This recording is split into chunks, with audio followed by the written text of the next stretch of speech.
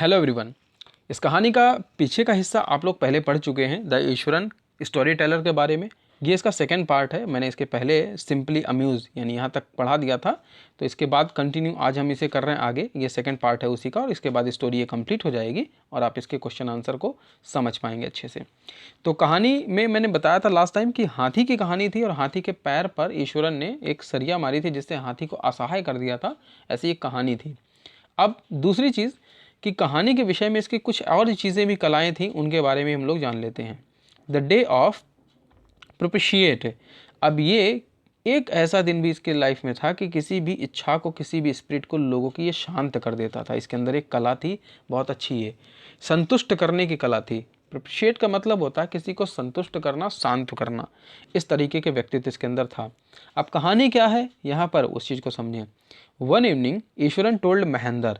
एक शाम ईश्वरन ने महेंद्र को बताया कि that the following day was very auspicious, कि अगला दिन जो आने वाला है वो बहुत ही शुभ दिन होने वाला। ऑस्पिशियस का मतलब होता है शुभ दिन, अच्छा दिन जो होता है ना, शुभ लाभ, जैसे हम लोग बोलते हैं ना, अभी जैसे दीपावली आने वाली है तो शुभ दिन होगा वो, तो इस तरह से ऑस्पिशियस मतलब होता है शुभ।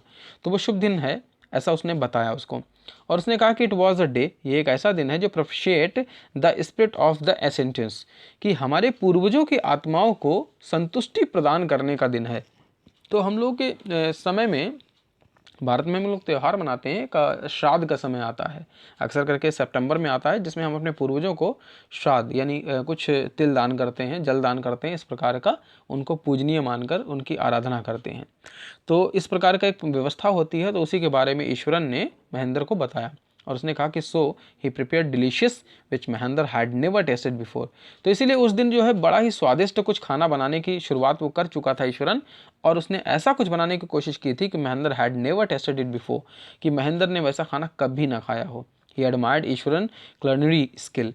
तो उसने जब खाना खाया तो उस महेंद्र ने, यानी ही मतलब महेंद्र ने ईश्वरन के उस खाना बनाने की कला, कुलिनरी का मतलब होता है खाना बनाने की कला, बहुत अच्छा पाक कला जो उसके अंदर थी, वो उस गुण को उसने बहुत ही उसकी तारीफ की, बहुत अच्छे से उससे कहा कि तुम वाकई में अच्छा खाना बना लेते हो। खाना खाने के बाद कुछ ये सीन हुआ कि अब महेंद्र का काम, महेंद्र के लिए ईश्वरन का काम वही है कि कहानी सुनानी है। तो कहानी उसने कुछ इस तरह सुनाई, और एक कहानी सुनाई कुछ इस तरह से कि the story of a ghost, एक भूत की कहानी, and the ghost of women, और वो भूत महिला का था, यानी जैसे भूत नहीं, यहाँ चुड़ैल कह सकते हैं। तो घोस्ट ऑफ वुमेन का मतलब चुड़ैल की कहानी उसने सुनाई। और क्या कहानी सुनाई जरा सुनिए। तो कहानी कुछ इस तरह से थी कि टॉकिंग ऑफ ए स्पिरिट, एक आत्मा के बारे में वो बता रहा था, ऑफ दैट द असेंथस, वह अपने पूर्वजों के विषय में कहानी कुछ सुना रहा था। Eshwaran begin to talk of a ghost, Eshwaran ने जैसे ही उन भूतों के बारे में कहानी बताना शुरू की, ही सैड, उसने कहा कि that the place where they had their shed was once a large burial ground, कि वो बताता है कि जहाँ पर वो रहते थे, जहाँ पर वो मौजूद है इस समय के टाइम में, उस जगह पर कभी एक बहुत बड़ा समाधि स्थल था, यानी कब्रिस्तान था। वहाँ पर लोगों के जो हैं शव दफनाए जाते थे, वहाँ पर लोगों के शव दबाए जाते थे, ऐसा एक स्थान था।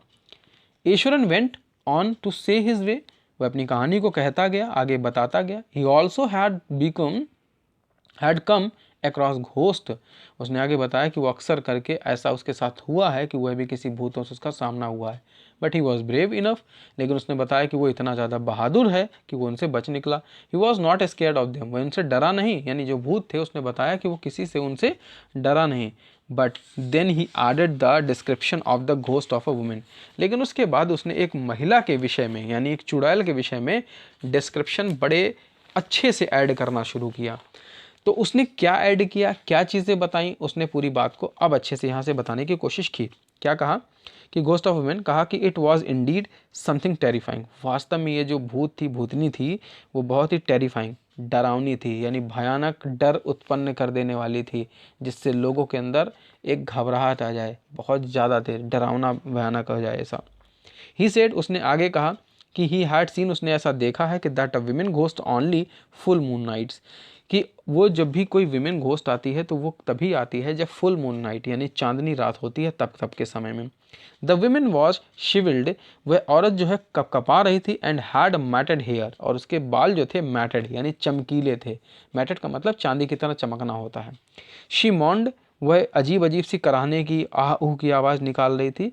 And carried a foetus in her arm, और सबसे खतरनाक चीज़ कि उसने अपने हाथों में गोदी में एक फोइटस ले रखा था। फोइटस मतलब होता है भ्रूण, छोटा सा बच्चा, एक बहुत तुरंत तुरंत जन्मा बच्चा होता है, जरा सा बिल्कुल छोटा सा बच्चा उसने अपने हाथ में ले रखा था। इस तरह का सीन था। The description was so frightening that Mahendra was horrified. Description इतना डरावना था कि महेंद्र को सुन के डर लगने लगा और उससे वो घबराहट उत्पन्न होने लगी। हॉरिफाइड का मतलब उसे डर लगने लगा, फ्राइटन का मतलब उसे कपकपी आने लगी, डर लगने लगा। But he shouted at Eswaran, लेकिन वह तुरंत ही ईश्वरन पे चिल्लाया और कहा, ही सैड देयर, उसने कहा कि देयर वर नो घोस्ट, कि वहाँ पर ऐसा कोई भूत प्रेत कुछ नहीं है, यानी जहाँ वो लोग रह रहे हैं। They were the inventions of his imagination. अब इसने सीधे सीधे कहा कि ईश्वरन, तुम जो कहानी सुना रहे हो ये कहानी पूरी तरह से मनगढ़ंत है, यानी तुम इसको इमेजिन कर रहे हो और इमेजिन करके इन्वेंट कर रहे हो कहानी को और मुझे सुना रहे हो। Then Mahendra went to his room to sleep, और महेंद्र इतना कह के वहाँ से तुरंत चला गया और अपने कमरे में सोने के लिए चला गया। Mahendra become wary of ghost, लेकिन महेंद्र जो है थोड़ा बहुत उन घोस्ट से वैरी यानी सजग हो गया, उसे डर लगने लगा हल्का फुल्का। फ्रॉम दैट डे, उस दिन से। अब क्या क्या सीन हुआ था वो ये समझिए चलिए आगे।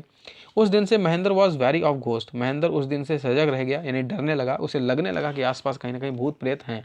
अक्सर करके होता क्या है कि जब हमें कोई कहानी ऐसी बताता है काल्पनिक, तो आसपास का जो माहौल होता है उसमें हमें लगने लगता है कहीं ऐसा तो नहीं सामने कोई भूत है, इस टाइप के सीन हमारे मन में आने लगते हैं। ऐसा महेंद्र के मन में भी आने लगा था। He always looked about if there were any shadow creatures anywhere nearby। अक्सर करके वो घूर घूर के चारों तरफ देखा करता था कि कहीं किसी की परछाई ना हो, शैडो ना हो, कोई क्रिएचर बड़ा सा जानवर ना हो, एनीवेयर नियर बाई, आस पास उसके।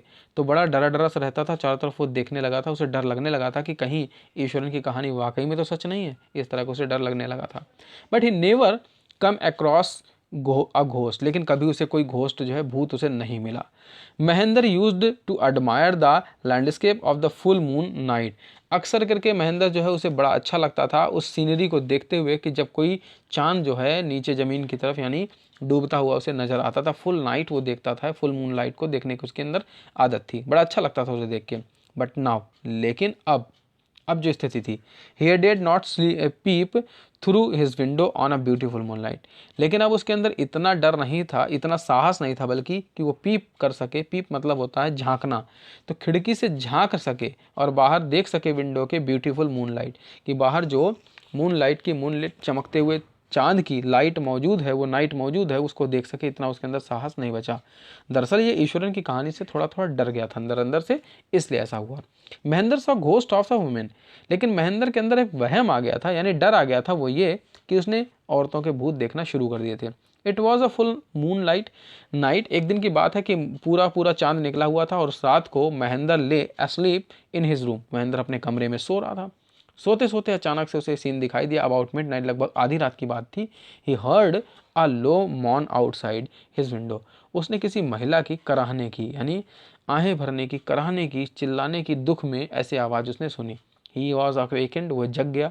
बट थॉट, लेकिन उसने सोचा इट वॉज अ कैट, उसने सोचा कोई बिल्ली होगी और इग्नोर कर दिया बात को। But it was clearly a human voice, लेकिन फिर उसने जैसे दोबारा सुना तो क्लियरली साफ साफ तौर पे ह्यूमन, किसी मनुष्य की ये आवाज़ थी। Mahendra had a strong curiosity to look outside. अब महेंद्र को बड़ा घबराहट होने लगी और उसे बड़ा क्यूरियोसिटी हुई। क्यूरियोसिटी मतलब जानने की उत्सुकता हुई उसके अंदर कि लाओ देखें है क्या बाहर। वाकई उसे मतलब उसे लगा कहीं ऐसा तो नहीं महेंद्र सच बोल रहा था सारी बातें। But he was afraid of the presence of a ghost, लेकिन वो डर रहा था कि अगर वास्तव में भूत हुआ तो क्या करेगा वो। The moon continued and Mahendras could no longer resist his curiosity। उस समय के टाइम में जो मॉर्निंग थी यानी आवाज़ थी वो लगातार जो है बार बार बढ़ती जा रही थी, लगातार कंटिन्यू आती जा रही थी, और महेंद्र के अंदर ये साहस नहीं था कि वो अपनी क्यूरियोसिटी को, जिज्ञासा को रेजिस्टेट, शांत कर सके, दबा सके। उसने सोचा कि चलो जो भी होगा आज देखते हैं है क्या चीज़। He sat down under the window, वह विंडो के नीचे खिड़की के पास बैठ गया। एंड पीप्ड थ्रू, और धीमे से किनारे से जहाँ झांक था, जरा सा सुराख था, उसी सुराख से आंखें लगाकर बाहर की तरफ देखने लगा कि आखिर है क्या। एट अ लिटिल डिस्टेंस, थोड़ी ही दूरी पे अवे फ्रॉम अ विंडो, उसने ये देखा कि stood a ghost of a women, कि एक औरत सफ़ेद कपड़े पहने खड़ी, यानी उसने भूत देख लिया, ऐसा उसे लगा। She was carrying a bundle of in harm, और उसने देखा कि उसके हथेली, उसके भुजाओं में यानी हाथों में एक बंडल है, कपड़े का गट्ठर, कैरिंग, उसने कपड़े का गट्ठर बड़ा सा ले रखा था और ऐसा उसने सीन देखा उस जगह पे। Mahendra's heart beat become loud and fast, अब महेंद्र की जो हार्ट बीट थी बिल्कुल एकदम बहुत तेज तेज होने लगी। अब ये सीन तो भाई सभी लोग आप लोग जानते हो कि इस तरह की स्थिति अगर किसी के साथ होती है तो बड़ा वो घबरा सा जाएगा।